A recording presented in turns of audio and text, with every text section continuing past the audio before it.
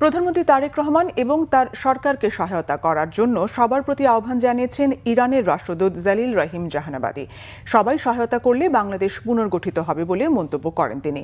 বাংলাদেশে ইরান যুদ্ধের প্রভাব নিয়ে আয়োজিত সেমিনারে এসব কথা বলেন ইরানের রাষ্ট্রদূত। তিনি বলেন, তারেক রহমানের হাতে মুসা নবীর লাঠি নেই যে সেই লাঠি দিয়ে বাড়ি দিলে সব সমস্যার সমাধান হয়ে যাবে।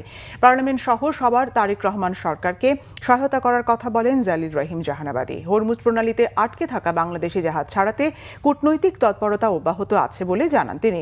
হরমুজ প্রণালী দিয়ে বাংলাদেশি জাহাজ যাতে সহজে চলাচল করতে পারে সেজন্য ইরান সরকারকে জোর দিয়ে বলেছেন বলে জানান দেশটির রাষ্ট্রদূত। তিনি হুঁশিয়ারি দেন, ইরান পরাজিত হলে আমেরিকা, ইসরায়েল, পরবর্তীতে তুরস্ক, পাকিস্তান, মিশর সহ অন্যান্য মুসলিম দেশ আক্রমণ করবে।